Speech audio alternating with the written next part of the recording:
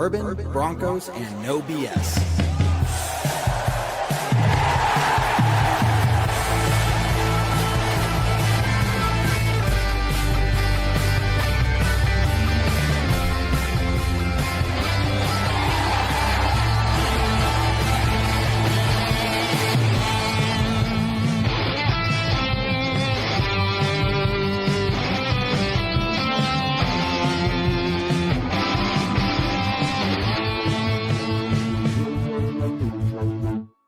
Fans, brews, and Broncos news. Broncos country, what is going on? Welcome to another episode of Bourbon, Broncos, and No BS, and this is going to be an extra special show because we've been talking about this since the beginning of the season. It's our 10th year at Bourbon, Broncos, No BS, and I've been saying this whole time, if/when the Broncos hit their 10 wins, because I didn't want to jinx us, that we'd be giving away 3 Bo Nix jerseys. Well, guys, the day is here a lot sooner than maybe some people thought it would happen. But going into week 14, we are sitting here at 10 wins on the season. Basically, the Patriots ahead of us by 1 game for the AFC, but they haven't had their bye week yet. So that's going to be interesting to see what happens. We'll talk about how that plays into the importance for this game against the Raiders. And then at the end of the show, we'll be doing the prize drawing for those 3 Bo Nix jerseys. If you see it scrolling across the screen, guys, the way to enter is to type in your favorite Broncos memory from the past 10 years, not Super Bowl 50. That doesn't count. Everybody's going to say that. Other than winning Super Bowl 50, what is your favorite Broncos memory over the past 10 years with that BB No BS 10? And I will get you entered. You just have to make sure you stick around till the end and be here when we're live at the end of the show doing the prize drawing to claim the jersey if your name is pulled. But we'll be talking about that through the rest of the episode. We got some Broncos to talk about in the meantime as you guys are sharing your Broncos memories and getting entered into the drawing there. We got Spotty and David here with me. I will say, guys, Jared is traveling for work. He's off saving the day, being important in the Navy and everything like that. And he really wishes he could be here, guys. But he's here with us in spirit. And maybe we'll tell a bad joke or two just in his honor, just to make it feel like he's still here. I can't do the thing that he can, but David, I think we'll be okay. What do you think? Well, no, I can't either right now because I've been sick this week. And I just now realized that is not in my vocal range right now. It does look like I will have a rival, though, as far as Jared being absent. I will have a rival in my choice of headgear tonight because, Spotty, you're not on Team Visor. You're not on Team Puffball. It looks like you're on Team Mohawk Hat. Is that nice? Yeah, man. Have the Broncos D on it.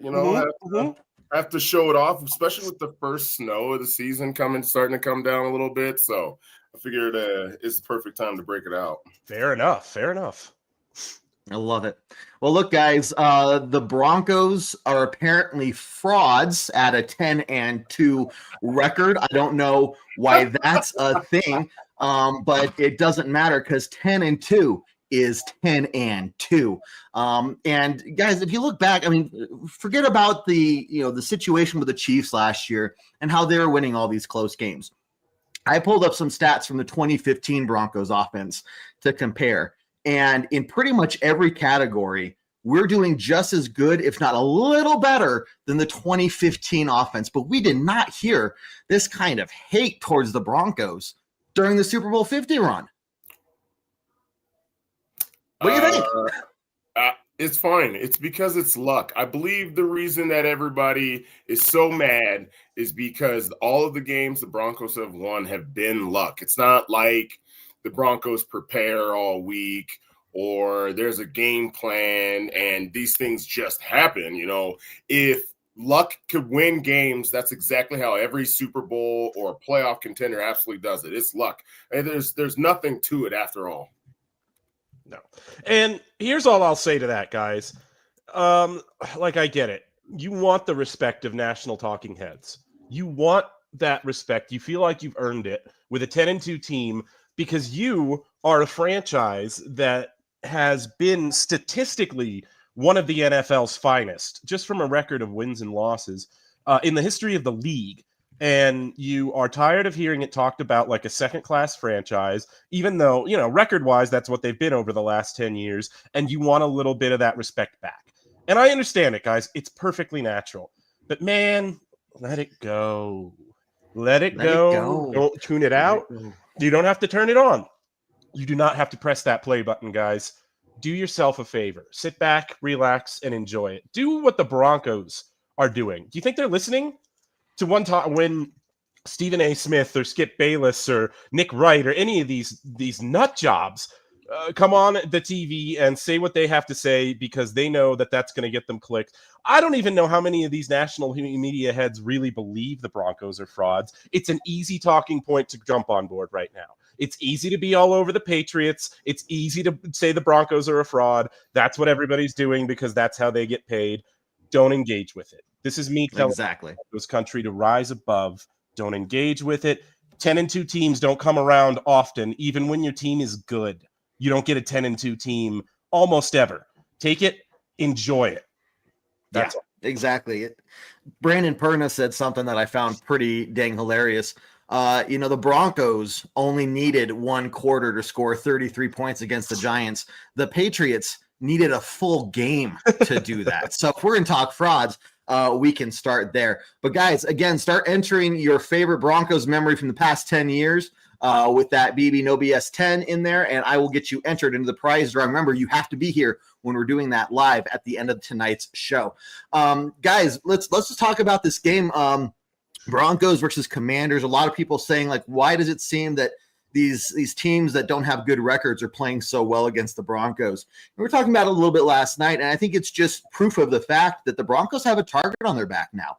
Teams know that if they even want to have a chance to win, they have to go out there and play their absolute best ball. And for a team that has a record like the Commanders did, 3-8, I mean, how big of a thing would that be for them to beat the Broncos? Right? They're not in the playoff race, but something to get some lifeblood in that organization. So I expect the Raiders, the Jaguars, the Packers, the Chiefs again. These guys are going to be coming at us hard, and we better be ready for it. I think we are. These guys have just found ways to win week in and week out.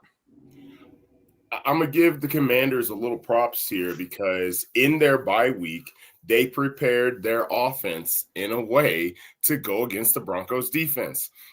There's not a lot of teams who are going to be able to prepare in the way that the Commanders did against us. All right.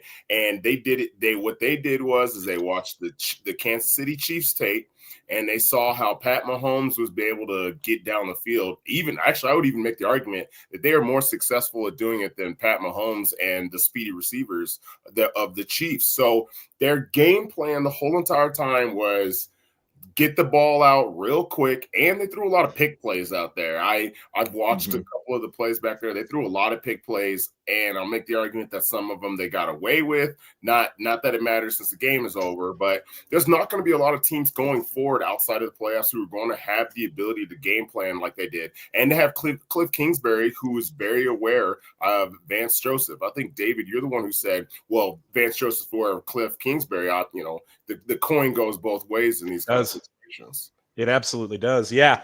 He knew exactly what Vance wanted to do, it seemed like. The Broncos defense got just enough stops in the game when it really, really mattered, but that was it. That was their they were on a razor's edge the entire game, it felt like. And yeah, credit to Washington for having that game plan. It's going to be up to Vance Joseph now, because now that blueprint is out there, other offenses are going to try and attack you the same way. And so you are going to have to figure out a way to adjust for that, especially when the playoffs come, because offensive coaches around the NFL are going to have their best game plan for you in the playoffs, especially. And you are just going to have to make sure that you can make those adjustments, because I think the Broncos have the players. I think the Broncos have the players and the speed at every level of the defense to play well against that game plan specifically. They just weren't ready for it. And so it's going to be incumbent on Vance Joseph to make sure that his players are ready for that the next time. As far as the offensive performance goes, guys, I'm almost over it at this point. Like, I'm almost done talking about it in a sense. Like, Boy, yeah. All right. On the one hand of the equation, it's really annoying. The Broncos offense just seems to play to the opponent every single week. Like they just seem to play up to the Steve Spagnuolo defenses, and they find their best stuff in the clutch moments against KC, and then against this team that has one of the worst defensive efficiency ratings in the NFL. They scrape by. You know, they do just enough, and they score in the key moments. But that's it. That's what really I think is the end message for me after 12 weeks. The offense gets it done in the key moments. And guys, even in the Chargers and Colts games, the offense got it done. The offense got the ball in late fourth quarter situations in those scenarios and put the team up in a lead. And the defense surrendered game-winning field goals in both of those games at the final moment, I believe. I know that's what happened in the Colts game. Correct me if I'm wrong if that's what happened in the Chargers game. But still, all season long, the offense has shown this propensity to do just enough to not quote unquote win games, but to win the game they're playing. And to me, I'm past kind of discussing the rest of it, you know, like, oh, is this sustainable? Can they keep doing this? Is it the play calling? Is it Bo Nix? Whatever. They're doing enough when it matters to win. It's so hard, David. I want to say you're right about that, but it's frustrating as hell, right? It's not a fun way to watch games. It's not a fun way to watch games at all. I'm not getting any younger out here, okay? And so every day I'm sitting here at a random bar and wherever the heck I was at, yelling at a television while the small children running around are terrified. Like, I don't want to live my life like this, but I guess I will put up with it because the end result is always what we care about, right? Yeah. I mentioned in the comments, but right after we won, I'm definitely going to complain, right? Because we're Broncos fans, and we're not really used to being here, at least over the last 10 years, especially with this with the show. Okay, I'm only going to complain because I think when I go to turn on the television and I hear all these guys talk about how bad the offense was, and they're not wrong. The consistency is just not there at times, but yeah. What Bo Nix still threw for 321 yards. Yes, he did it in overtime, but it's like you had an extra 50 yards in there. So it's not like Bo Nix's performance was terrible in that game. I just have beef with the fact that we fall asleep and we decide to not run the football for a quarter, or we fall asleep and we don't run the football for half a quarter. It just doesn't make any sense because I feel like we take ourselves out of the flow week in and week out. And if we maybe found some semblance of a flow, we wouldn't be even having this conversation. Right. Well, let's touch on this a little bit more. You kind of brought up the running game. What did you guys see specifically from that? Because that was such a huge topic going into this game with J.K. Dobbins being out. We weren't really sure, that first week afterwards in terms of RJ Harvey getting the start for the first time, right? Not a lot of expectations, but with Sean Payton having 2 full weeks to game plan with the off week there, we were really interested to see how is this run game going to look moving forward. And I think we got a really good indication of that, very much running back by committee, really getting them involved in the passing game. So the rushing yards weren't really impressive, but when you saw how effective they were, especially RJ Harvey in the pass game there, what did you guys take away from that? Any red flags? Are you concerned that it still needs to be better, more even? What do you think? Honestly, it's going to be what it is. Like, the trade deadline is passed. There's no street free agents. There's no street like I get it, guys. You hear a name and it makes you excited, and because it's somebody else, right? It's anybody else that we don't have. It's a body type that we don't have on the team. Therefore, it's an upgrade, right? And to me, there's nobody there. There's nobody on the street right now waiting around that would help this Broncos running back room so much that they have to go out and sign him. And so you're pump up RJ Harvey and Tyler Bidet and Jaleel McLaughlin. Any other option, guys? There isn't anybody else right now. My issue isn't the option. My issue is, we're not giving him enough almost. Like, my issue is it's like a cold starter out there, right? Like, are you just going to give him a couple of starts here and there and hope that, he finds his way? Like, if you don't give him more carries, he's not going to be able to show his explosiveness. And at one point, we took him out of the game, and McLaughlin was running for a long period of time. Like, I truly think that if we really want to see RJ make the next step, we're going to have to feed him.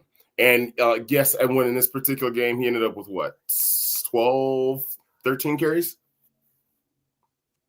For 60 like that. yards. But like if you know, I would honestly say RJ should probably be toting the rock 20 times a game. Yeah. When so. the Dolphins beat the Washington Commanders, Devon Achane had 21 carries for 120, like for 112 yards or something like that. And they kept feeding the beast once he got to it. So my issue is that we're not showing any kind of consistency. When RJ starts to finally figure his stuff out, we switch him in for another running back like Bidet or McLaughlin. I mean, RJ showed that he could block. He threw an integral block in that particular game. So he's willing to give up his body to do it. So coach, put him in. Yeah, he's doing a lot better in that part of his game too. And credit to him for just making the effort. Because, you know, like pass blocking as a running back, especially at your size, at RJ Harvey's size, is about effort more than it's about your physical skill. And, you know, credit to him for actually being willing to go out there and make that effort for sure. Yeah, agreed. It's going to be interesting to see how the run game continues moving forward, if there are going to be any adjustments, and not so much obviously in personnel, but how they're utilized on the field. But I think we see a very solid starting point for Sean Payton and what that's going to look like moving forward there. Let's talk about Bo Nix a little bit. Some people being critical of him, obviously, that's just the way it is. But some people like me, very impressed. You know, he bounced back from the really bad interception he threw. He bounced back from. What about that throw to Cortland Sutton in the end zone? I mean, I am surprised. If you had shown me this clip and asked me how would Chris Collinsworth reply to this, I would bet $1,000 Chris Collinsworth would say it's so Mahomes-esque and Mahomes is awesome and blah blah blah. But he didn't. It honestly was. I mean, it was exactly like what that looked like. The way he kept his knee off the ground, slung his arm out to the side, making the adjustment on the throw. I mean, if that's not a play that shows that Bo Nix is him, I don't know what else you could ask for, guys. Chris Collinsworth said a lot of stuff. Actually, they must have put a gag order on for the game because he mentioned the Chiefs one time in the whole entire thing. Now, of course, the most frustrating thing about is Mariota, and made me want to turn the volume off on my television. But back to the point at hand, yeah. Honestly, if you rewatched even the interception, Bobby Wagner had full control over that line of scrimmage. I don't know how Bobby Wagner is still doing it at this age. There's another play later on in the game. So Bobby Wagner obviously fell into coverage and caught that one. But there's another play later in the game that Bobby Wagner, when everybody was up at the line of scrimmage, he screams over at the other linebacker to make sure that he drops back to a certain spot on the field where that other linebacker almost intercepted the ball. So even old man Bobby had some control over the line of scrimmage. But other than that, there's more players who came to play to help Bo this game. I think I was really upset with Evan Ingram for a couple of very catchable balls that he dropped, and then he kind of turned it on afterwards. So I give a lot of credit to Bo and a lot of credit to Evan Ingram to show up in this particular game, even after the rough start. I thought it was another overall good performance from Bo, and I think he's starting to stack good performances, and we really wished that he would do that a little bit earlier in the season. But I think that overall that's where I'm at with it. The interception, I get where you're coming from, Spotty. Bobby Wagner's a Hall of Famer. But Bo Nix just stared that throw down the entire way. And quite frankly, Bobby Wagner was on that spot for a good second before Bo Nix tried to rip that ball in there, and he just didn't see him. Like, there's no way you rip a ball to a linebacker like that if you see he just didn't see him there, which is fine. That happens to every quarterback every once in a while. But yeah, it was a good game. They didn't have a ton of deep stuff dialed up for Bo this game. It was really only that whole shot to Cortland Sutton that he ended up hitting. But I was impressed with his game overall. He hit the plays that he needed to hit. There were a couple of times where I still thought, especially after watching the Tim Jenkins breakdown of his game, that he is still struggling at times to stay in there and let concepts develop. It felt like the Commanders were getting decent pressure on him in this game, and it does really feel like he is making a concerted effort to try and stay in the pocket more and make those plays. Because the whole shot I was talking about was just one such play. The Commanders only rushed 3 on that play, and Courtland Sutton got into that hole along the sideline, and you could see the moment where Bo Nix wanted to leave the pocket. You could see him kind of jump, and both his feet landed at his sides instead of being pointed toward a receiver to throw at. But you saw him recollect himself, scan the field again, and find a target and rip it. And it was encouraging. It's good to see him making progress on these things that he really needs to make progress to take another step. He's not there yet, but it's another encouraging game overall as we get toward the end of the season. I love it. I love it. Look, Broncos, however you break it down, it's not always pretty. We're going to age a bunch during those games, right? But we find a way to win. We just find a way to freaking win. Quickly, guys, remember, you can enter tonight to win a Bo Nix jersey. The drawing will happen at the end of the show. Instructions for how to enter are scrolling across the bottom of the screen if you want to look at that. If you entered your favorite memory and you didn't see me respond saying, hey, you're entered, let me know. I got the running list going here. So I want to make sure I get everyone entered. You're only going to get 1 entry per person, guys. So if you want to share multiple memories, that's perfectly fine. It helps the algorithm. I like hearing from you guys, like hearing your memories. But we got to only do 1 per person. So see, Gary says Spotty's hat is looking like it's molting. It's a good hat. I like it. It's unique. It's one of the most unique hats we've had here at Bourbon Broncos and No BS. I love it, guys. I absolutely love it. Sean, let me get you here in a second, buddy. What else? Defensive-wise, guys, man, who do you even begin to pick out on the defense side of the ball? Hufanga, obviously Bonito, 𝐁𝐫𝐤𝐴𝐷𝐸 and that whole storyline.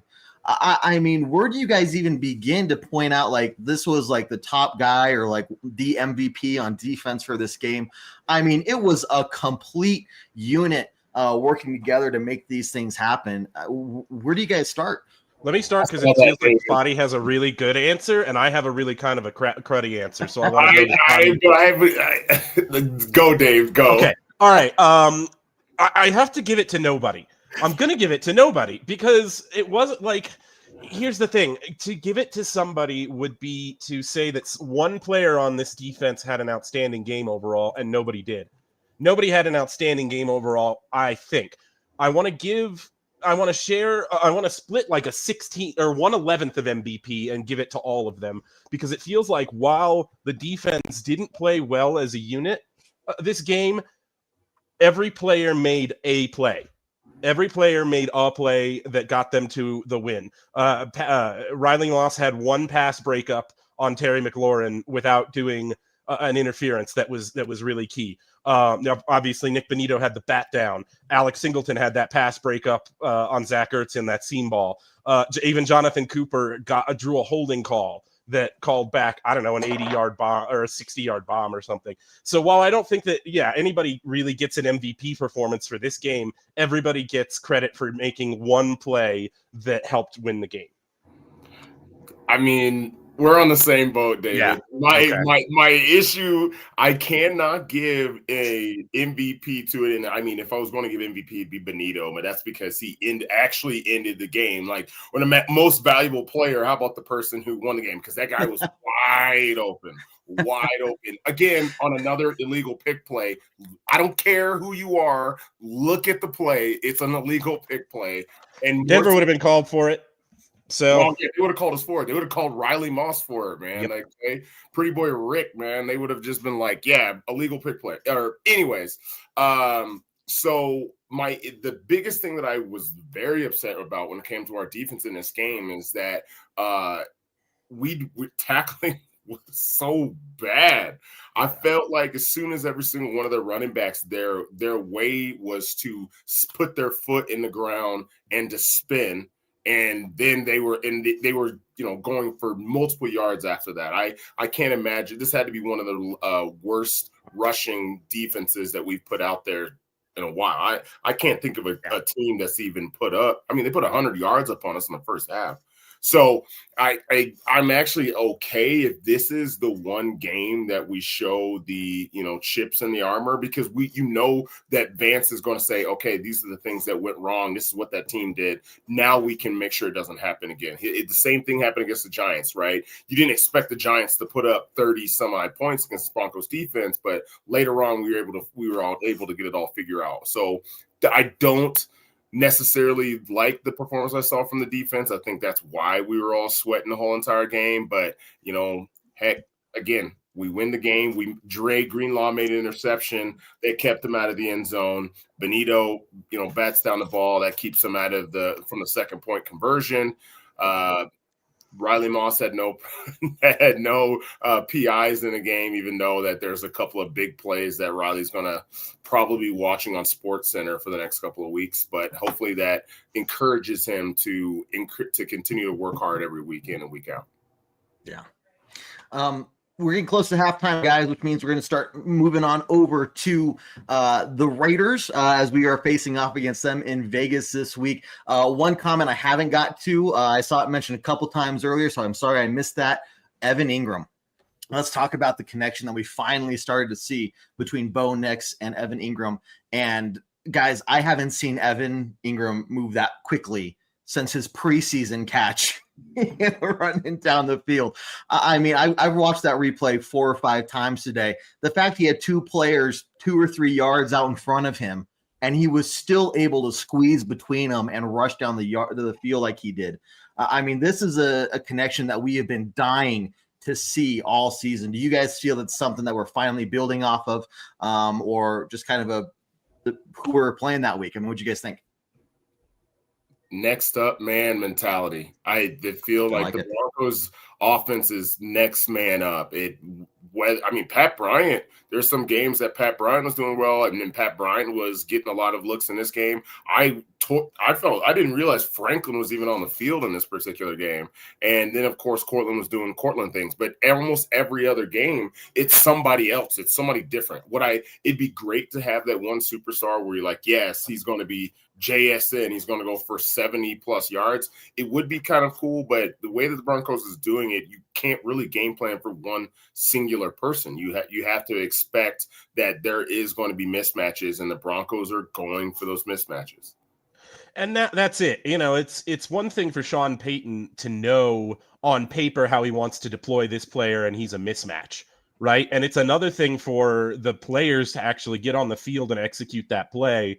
And then for Bo Nix to come back to Sean Payton and say, hey, I loved it when Evan Ingram did this, or when Pat Bryant did that.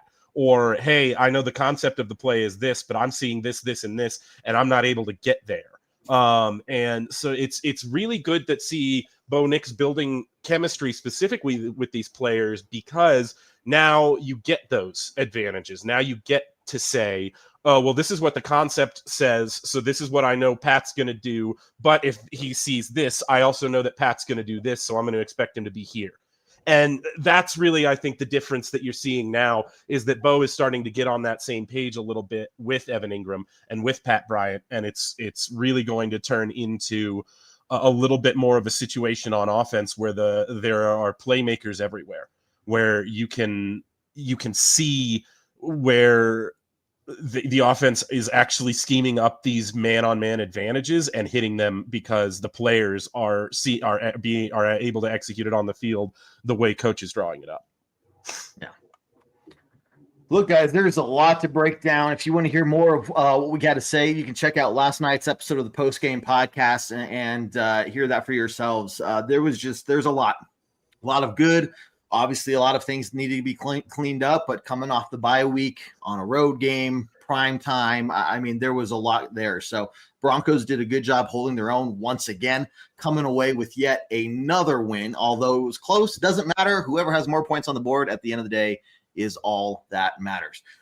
Guys, I am keeping up to date as best I can with the list. Again, Enter your favorite Broncos memory from the last 10 years to get entered into the prize drawing for one of the 3 Bo Nix jerseys that's going to happen at the end of tonight's show. You have to be here when we do the prize drawing so that if your name gets pulled, you can say, hey, I'm here. I recognize I won. Otherwise, we're going to discount it and move on to another person and redraw it. So you have to be here at the end of the show when we do it. If you don't see me in the chat saying, hey, you're entered, meaning I got confirmation, I saw it, let me know so I can throw it in there, but I'll pull up the list again at the end of the show so you can look through it and make sure you see your name there. As we get ready to head on into the Raiders game coverage here, guys, first off, thank you all for your support over the last 10 years. It's been so phenomenal, and the reason we're doing this prize drawing is really to say thank you for everything you guys have done and sticking with us through this whole time. Remember, we have a ton of content for you guys. Monday nights at 8 p.m. Mountain Time, we start the week off with our post-game podcast live, covering all the information and breaking down that last week's game. This show happens every Tuesday night. This is the show that has been going on for 10 straight years at 7 p.m. Mountain Time. It has not changed. This is our flagship show, so you can always count on us to be here live at 7 p.m. as well. You check out the pregame podcast. That's always live, or it's up on iTunes, Spotify, Google Play, Stitcher, wherever you listen to your podcast. Make sure you follow us there so you can listen to the pregame podcast. Game day, we got our live tailgate talk show that starts 1 hour before kickoff, and we got our live halftime hash show as well, the original live halftime show, guys. This week is a little different because we're doing our 3rd installment of the full game coverage. We cover 1 away game a month. And this is new to something we're doing this year. We start, again, 1 hour before kickoff, and we are live throughout the entirety of the game. Now, the last 2 games, the first one was the Jets, and the last one, I can't even remember what it was. But you did Jets in Houston, dude.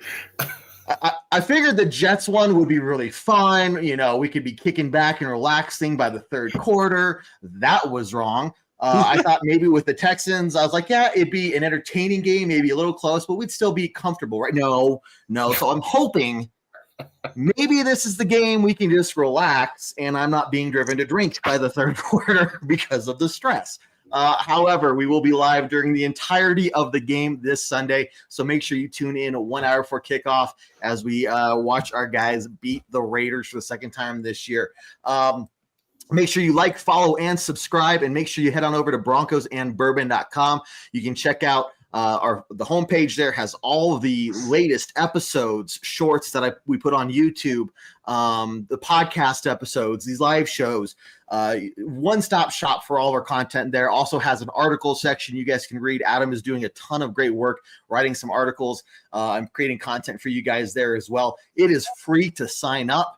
And for now anyway, if you sign up after the Super Bowl, you're going to have to pay for the upgraded membership. But everybody who is a member before the end of the Super Bowl will get automatically upgraded to free to the next membership tier once those are introduced later on this offseason, aka when I have time to build that.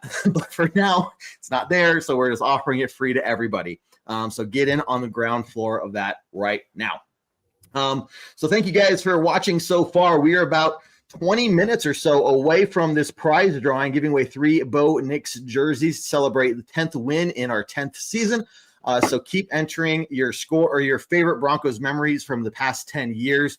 You only get 1 entry, though, so make sure you enter that before it's too late. Guys, this game, obviously divisional game against the Raiders on the road.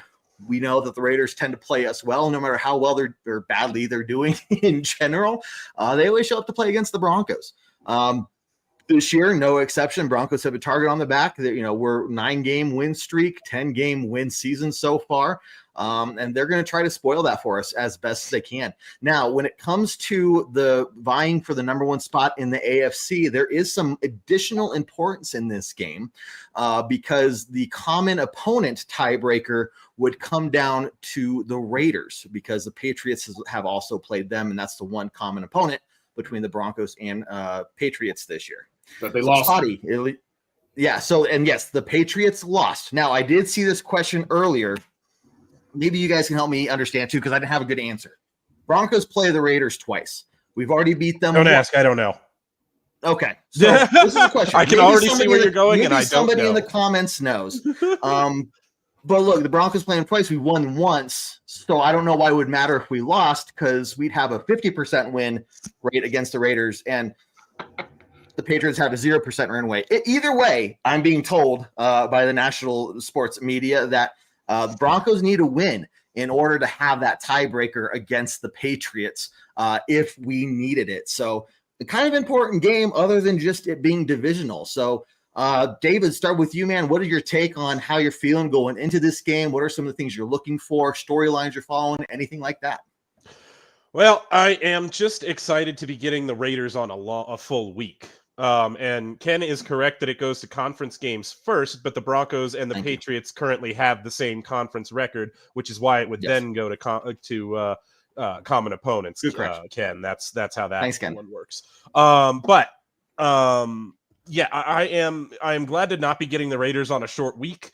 I think that had quite a bit to do with the score of the game the last time. That, and not only the strong wind conditions, but the weird wind conditions that were going on in that first game, and which will obviously not be a consideration going into this game because it is an indoor game. So it's going to be a full week to get ready for them. It's going to be much better weather conditions. I am expecting a better outcome than the last time we faced the Raiders, but you know, there's got to be some expressions about having expectations and then not having them because it's bad, right? Yeah. Remember what it was like? Didn't have no expectations before the season started, and here we are hammering down. Well, if we beat the Raiders, then we can jump the Patriots into the first spot. Okay, like so about the Raiders game specifically, I don't think it's going to be the same as last time. I really don't think it's going to be the same as last time. Even when we faced the Raiders last time, Jacoby Myers was still part of the Raiders at that point, right? So we had to at least prepare for two people besides Brock Bowers. We don't even have that. I think the biggest aspect of the Raiders against the Broncos is going to be the one person who wrecks Raiders and Broncos games every single year, and that's really the reason why these games go the way they are, and that man's name is Max Crosby, someone who's wasting his whole entire career on a completely useless team, a la Myles Garrett.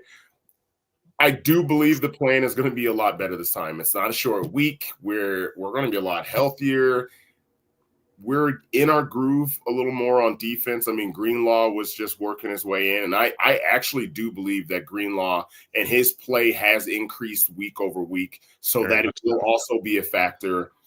Geno Smith was sacked 5 times again this last game against the Chargers defense that doesn't scream we have the best pass rushers. So I do believe a lot of the same things that we saw from our team last time is what we're going to see. We do have to expect Brock Bowers is going to see a lot of passes, potentially a touchdown.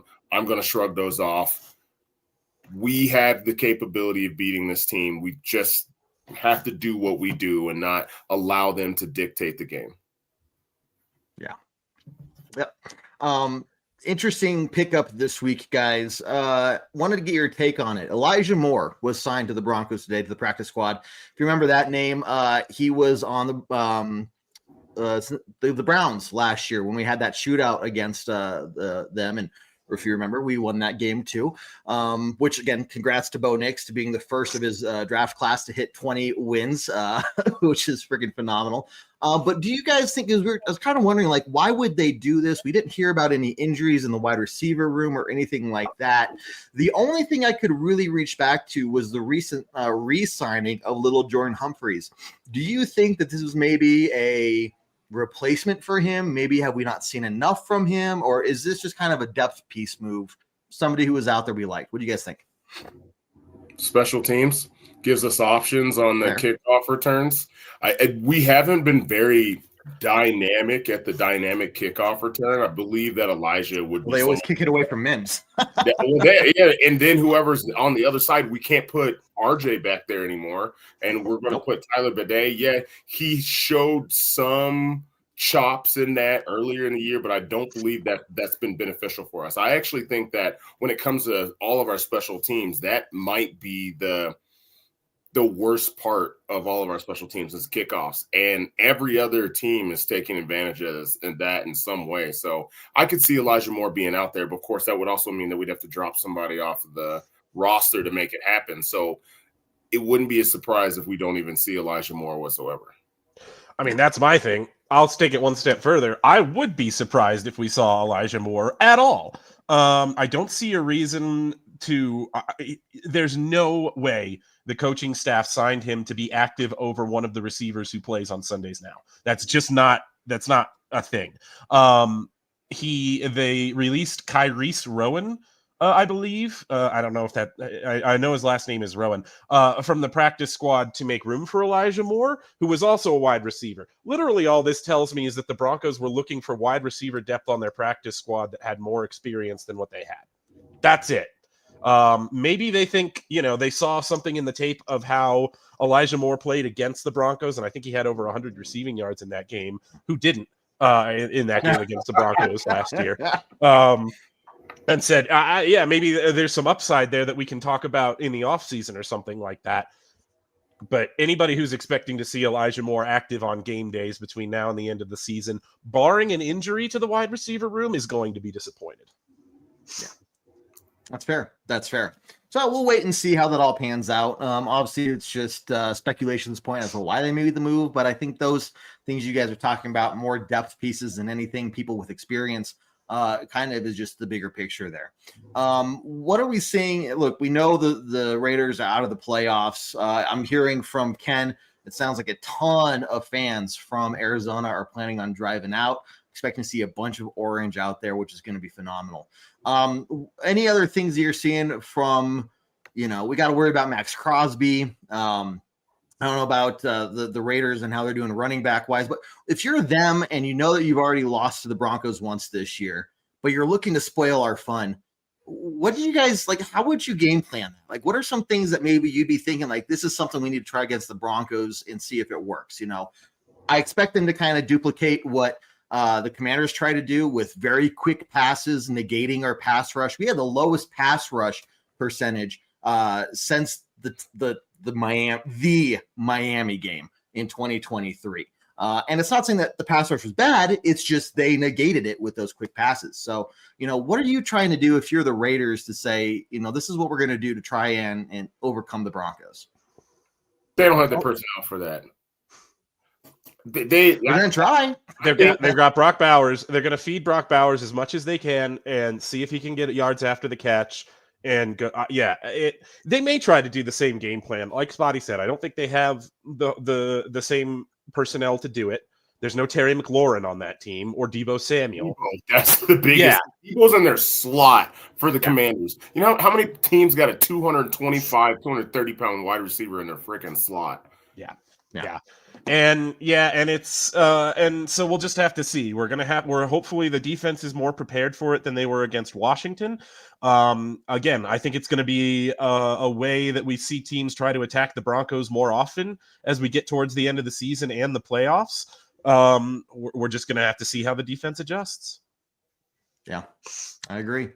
And I think that's something we'll see them adjust. They have Joseph, yeah, they have the players. They've got, especially with Greenlaw back. He's so athletic at that inside linebacker spot. He can make those underneath coverage routes happen.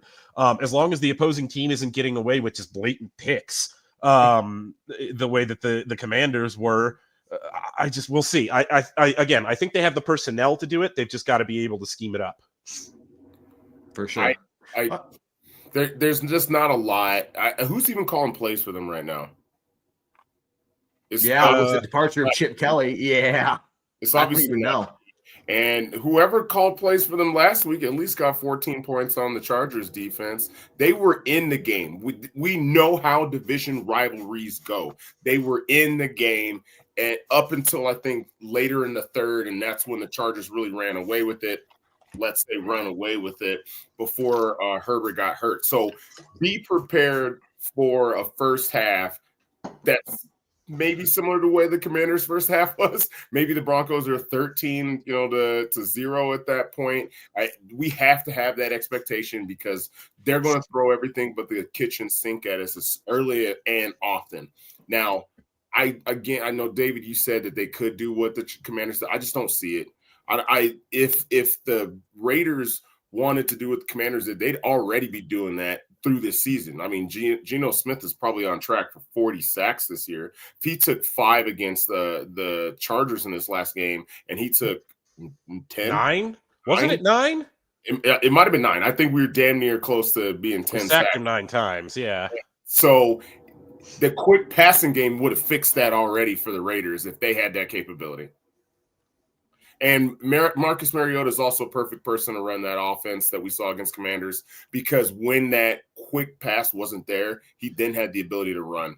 Geno's past his days where he's not running for 40 yards.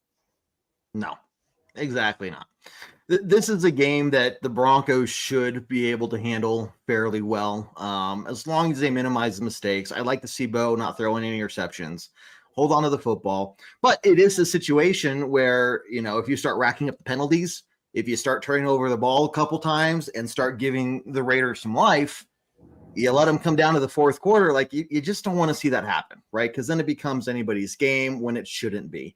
But at the end of the day, as long as you find a way to win, as we've seen, that's all that matters. What other thoughts? Look, we do have a few minutes left, guys, and we were asked in the comment section. We'll share our favorite Broncos memories as well. But we do have about 10 minutes or so till we do the prize drawing.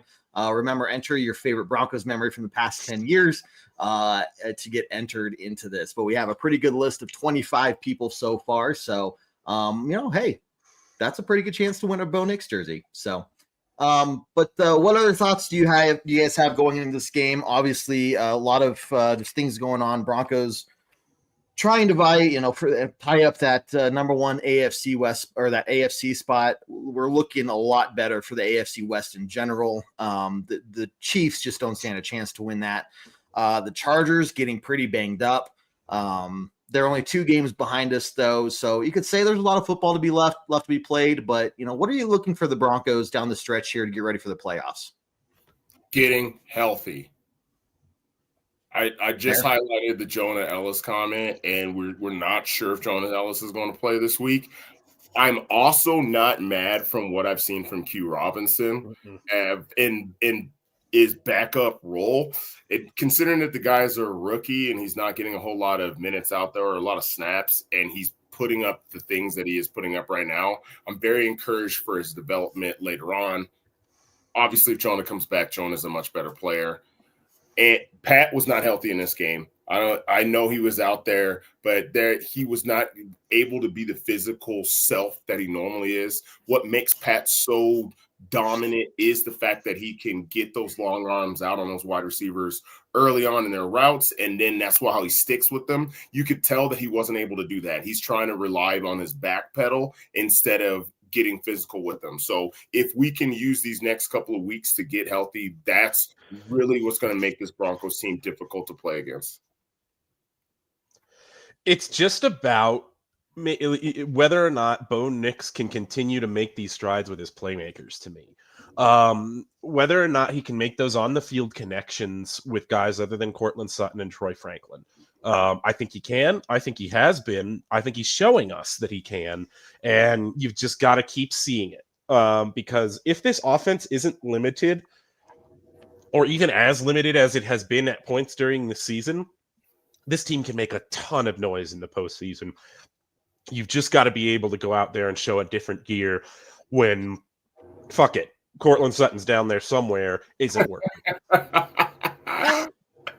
Yeah, I love it.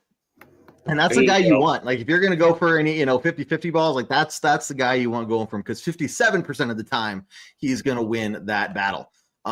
Look, guys, how are they going to finish? It's going to be interesting to say, because, who knows? Maybe that last game of the season, like I said earlier on at the beginning of the season, is a game we sit our starters. It very well could be at this point. And I know people were laughing at me when I said that, because even I was kind of internally going, that's a pipe dream, right? But here we are saying if they do win the next 4 games, we may not need to play the last one, It'll be interesting, but I think there's a very realistic chance we could go 5-0. But we're playing against the Jaguars that are trying to stay in the playoff hunt themselves. The Packers, who are getting better and better every week as they get closer to the playoffs themselves, and big implications for them. The Chiefs just don't want to lose to us, especially on prime time in their stadium. They want to get some payback too, right? So these are going to be tough games for these guys. But I'd say if 4-1 is very realistic. And maybe you drop to the Chiefs just because it's a Thursday night in Kansas City. But the rest of them, I think, I would say if we're playing the Packers on the road, that maybe be one I'd be more worried about. But the fact we're at home, we should be able to win that one out. So I'm going to go with 4-1 here on the safe side and say we end the season 14-3, which is better than my prediction going into the season at 13-4. But what say you?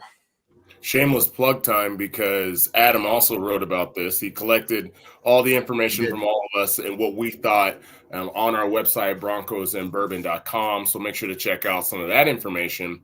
The way that I see it, I'm saying more like a 3-2 situation. And specifically the reason is I don't believe that the last game of the season is going to matter for us. As much as I would love for us to play the Chargers week 18, not only because I'm going to that game, but I also don't think that we're going to have to play our starters, and they're going to have something to play for.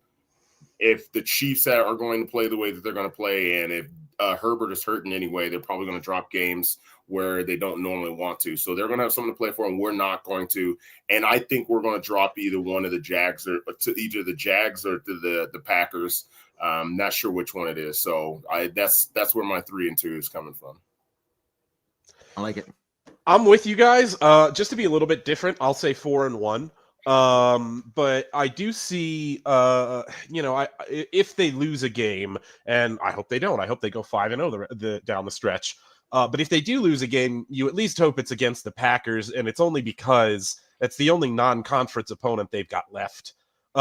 So yeah, if we're talking about playoff seeding and conference records, we are going to need to win as many of these AFC games. Yeah, Ken and I are on the same page here. We need to win as many of these AFC games as possible. So yeah, if you lose a game, better to be against the Packers than anybody else. But yeah, I'm thinking 4-1 may be the ticket for us. I like it. Guys, we're getting close to the time. So last call for entries into the Bo Nix jersey giveaway. We are giving 3 Bo Nix jerseys away. If your name is drawn, you get to pick what it is. Is it an orange one? Is it blue? Is it white? Is it throwback? You get to pick, guys. But you're gonna have to be here live again as we do this drawing. So last call here for you guys to enter. I'm gonna go and pull this guys up. You guys can look on the side of the screen over there. See if I can enlarge this for you. It's not gonna work. So you can see your name. If you don't see your name and you entered your favorite memory, let me know in the comments. But let's go around the room and do some closing thoughts in terms of this game coming up, guys, and then we'll get into the prize drawing. So David, starting with you, man. Here we are, 9 games in a row. Wow. I don't know what else you can say other than wow. These guys are doing it consistently, and they don't seem egotistical about it. They don't seem arrogant about it. Hearing some of the reporting from reporters going into the locker room after the game is more just wow, that's what we do. We did it. It was a hard fought battle. It was stressful, but we did it. And yeah, I just love the mentality of this team and everything. So what do you think? And close us out here on your thoughts, man. Well, and to your point, I was watching, like I said, a Tim Jenkins film breakdown of this last week's game, and he pointed out on one play where Troy Franklin is called to be the rub on a rub route for the Broncos. He does it a lot more successfully than the Commanders do because he never actually makes contact with his guy, so it's not actually pass interference, but it is a rub route. His main goal on that play is to knock a defender off their running path as opposed to being the primary target of the ball. He does an incredible job at it. Like I said, he does not touch the defender that he's rubbing. Okay. But he does not touch the defender. The Broncos get the result they want. The guy they want is open. They get a large gain on it, and then you can see in the aftermath of the play, Troy Franklin running toward the receiver who did catch the ball and make the play, and he turns back to the coaching staff and gives them a fist pump and says, "Yeah, that the concept worked. What I did on the play, even though I wasn't the primary receiver, helped make the play, and so a good result for the offense. We're moving on. Everybody's playing for each other, and that's the most important thing. I think it has a lot to do with why they're winning so many close games this season. Is just everybody's really bought in and playing for each other, and that makes you as dangerous a team as any going toward January." Yeah. Body man, what you got? I mean, you get the feel. You listen to all the post-game interviews, whether it's Garrett Bowles or Jonathan Cooper or Hufanga. There's not a whole lot of ego going on around that there. Even like JFM, who has someone who has every right to be disgruntled, considering that he doesn't have a contract done. But everybody seems to be having a good time, and which is nice, because if you track what the talking heads are talking about and the way that the voting is going for Pro Bowl and first team, there's not a lot of Denver Bronco players that are on top of their position for Pro Bowl. As a matter of fact, I think the Denver Broncos player who's on top for Pro Bowl is special teams. It's Crawdaddy, which is weird to have a punter on that. But everybody else is second, third, fourth, eighth, 10th, whatever, what have you. Not a lot of them are even up there right now when everybody considers first team all defense or offense. So that shows everybody, and no one's complaining about it. Everybody's out there to play for this team. They're out there to win games. And when every single one of them gets asked about, oh, what about these gut-wrenching games? What about these close scores? All of them look at the person and they're like, well, yeah, like that happens in football. There's not the odds of going out there and beating the brakes off another NFL team that has NFL talent and NFL coaches is a lot rarer than you expect. There are a lot more one-score games in every single week than you realize. And the Broncos are like, yeah, like we did that. And guess what? We won. So what does it matter? So I really appreciate now that we have haters. That means that we're doing something good. I love it. Well, it's a matter of the Broncos just keeping their head on their shoulders, taking it 1 week at a time, not overlooking this Raiders game for the one down the road. It's just go there, take care of business, continue, like you're saying, play for each other, stay on the same page. When mistakes are made, bounce back from those. And thankfully, we've seen them do that enough times that it's not a concern, right? They're well coached. The leadership on the team is doing a fantastic job. Everything is going right for the Broncos. And there's a little bit of luck on our side, which, I mean, how many times have we been in games where the ball just would not bounce our way once, right? So if people are saying, oh, you're just getting lucky, like, well, freaking about time. But what Super Bowl winning team, what team with an amazing record, getting winning their division or winning the conference hasn't had a little bit of luck on their side? But the Broncos seem to find ways to make their own luck, and it's paying off. So I love what they're doing. I love the chance for what they're doing, where they put themselves and everything like that. But it looks like, let's see, David's going to have to step away early tonight, but that's okay because it is time, Spotty, for the prize drawing giveaway. Before we do that, again, I'm going to pull this up here so everybody can see. Make sure your name is on here if you did put in your Broncos memory. Let's start with you, Spotty. Let's hear what you have to say. From the past 10 years, I know there's a lot of bad, but there were some good moments in there. What's your takeaway? What are some of your favorite moments there? Oh my goodness. I was reading through a lot of the comments too about what my favorite memory is. I'm gonna go with my favorite memory. I was at the game after Demaryius Thomas passed away, and it was Broncos versus Detroit Lions. And they went for the moment of silence. And I mean, the place, you could hear everything. Like, I could definitely hear the wind rustle the grass and all that. And even the Detroit Lions fans gave the respect in that particular game. So the moment still gives me chills. Definitely one of my favorite moments. Unfortunate situation, but good to see a player like Demaryius Thomas to be honored like that. Yeah, and it's funny you said that because actually I was going to kind of be mine as well. But I was going to add to that. If you remember, there was the Lions fan there holding up the sign saying, "Today we're all Broncos country." You know, we were able to find him and have him on the season-ending fan appreciation show that we do every year, guys. So plug for that. Remember, when the Broncos season is done, maybe it's after the game in February. We'll see, but we'll be doing another fan appreciation episode, ton of giveaways. But we were able to find him and invite him up there to kind of share the story of what happened. And going to the game was a surprise for him. It was a surprise from his girlfriend or fiance, I can remember. But he made that sign that morning. And just it was one of those things where it's a game, right? It's a game, and it brings people together. Yeah, there's smack talk, and I love the smack talk part of the game. But when you're able to kind of put everything aside and look at things in a bigger picture, that's such a moving thing, and it'll always be really cool. And to tie on top of that, you know, I guess the other moment I could say is when they revealed, Demaryius Thomas's name on the Ring of Fame there.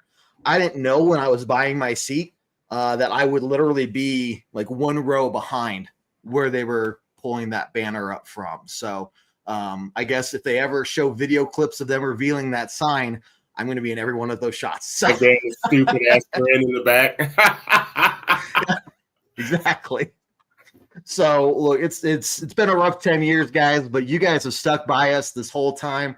And it's everything. It means everything to us, guys. So with that being said, it is time for this giveaway. Unless you guys just don't want to. I mean, we could just not do a jersey giveaway. I don't. What do you guys? I don't know. Yeah, right. Now, you can't do it now after you promised me. I can't backpedal. Yeah. Well, let's see. Remember, guys. So I'm going to give you guys about 30 seconds, maybe a little longer, because I know there's a delay here to claim it. If I don't see anything in the comments saying, "Hey, I'm here, I recognize I won," we're going to redraw your name and you're going to miss out. So hopefully you guys are still here. But with that being said, I'm going to hit the button. Winner number 1, Bo Nix jersey. Who's it going to be? We got, Karen Purdy Pouncey. Karen, congratulations. You're our first winner. Put it in the comment. Let me know that you see this, guys. And I'll tell you how to contact us if you're watching us on Facebook or send us a message on Facebook, or I'll put in the comments here our email address. You can email us so I can get your contact information, your address for me to send this to you. So Karen, you win the first one there. Here's our email address, BroncosOrangeWeekly@gmail.com. Karen, perfect. So there, if you want to hit us up on Facebook or send us an email with your address for me to ship this over to you, congratulations, Karen. You are winner number 1. Let's go to winner number 2. Who's it going to be? And Karen, you can't win twice. I was just going to say something. Oh, Christopher Earl Ashley, longtime fan here. I know I've been singing your name for a long time on this show. Very deserving. Chris, put it in the comments, man. Let us know that you're here, buddy. Fantastic. And when you send us your address, let us know what jersey it is you want. I need to write this down so somebody doesn't say I won and then I forget who won. So we got Karen. We got Chris. Hey. Because some people do that. I'll be like, oh, here's a jersey. If Sean comes, he doesn't get to win because no Fabroni was talked about today. That's true. No Fabroni mentioned. That's okay. No, Karen, congratulations to you, and thank you for watching and being. Thank you to all the fans. I wish I could give away jerseys to all 25 of you guys. I just can't. Okay, we're calling on Chris. Chris, are you here, sir? Wait. There we go. Yes. Chris, let me know that you see this. There you go, Chris. So send us a message on Facebook or our email so that we can get that information. Last one. Let's do it, Captain. Last one, dude. Who's it gonna be? Jersey number 3. Oh, it is. Oh, right on the line. Larry Carter. Larry, are you here?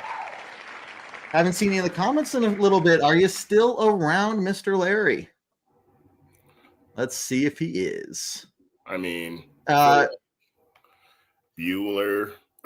I know there's a little delay from what we say to when they see it on their side, and so we'll see. But let me do one more plug here for you guys. Remember, Sunday, we are live all game day long for the Raiders game. So make sure you join us 1 hour for kickoff as we break down the full game. Don't anyone go away yet. I haven't seen Larry's name in the comments pop up, so we might have to redo this. And then also, don't forget, we'll be sending out more information as it gets closer. But we will be doing, once again, another annual fan appreciation episode. So if you don't win tonight, there's going to be another chance for you to win any number of Broncos giveaways that we're going to give away. I haven't. What was that, Spotty? There's Larry. There he is. Where? There you go, Larry. Perfect. I see you, buddy. Congratulations, buddy. So we got Karen, we got Chris, we got Larry. Guys, send us an email or send us a message on Facebook with your address and what type of Bo Nix jersey you want. Also need your size. But guys, congratulations. Thank you to everybody. I'm just so glad that we were able to hit 10 wins in our 10th season, and things are looking as beautiful as they are. But you guys are fantastic. Spotty, any last words before we head on out? I don't know, man. If we get 15 wins, we might have to do a Bonito jersey or something, you know, to match me. You know what? It's been what? Let's do it. We'd have to win out, but we're going to say if we hit 15 wins this season, one person is going to get a Nick Bonito jersey. So something else to keep hoping for as we go out. So that was a good idea, Spotty. I like it. It's perfect. You know, I was feeling the groove. I love it. Let's see, guys. Again, thank you for watching. We'll see you Sunday. Don't forget about the pregame podcast. You're welcome, buddy. The pregame podcast, iTunes, Spotify, Google Play, Stitcher. That'll come out later on this week. You guys can check that out. But otherwise, we will see you Sunday, 1 hour before kickoff for Broncos versus Raiders. It's going to be a good time. So that being said, Spotty's been a great show, great conversation, great memories, great fans. But I have nothing left to say other than the show as we always do on a very strong Go Broncos. Broncos. Take care, guys. We will see you later. Do what I like, yeah, I do what I like, yeah, I do what I like. Sipping goose, sip is right, and I go with the flow, yeah, I go with the flow, yeah, I go with the flow, cause I know I'm the show. In the zone, here I go, in the zone, here I go, in the zone, here I go, yeah, they know I'm a pro.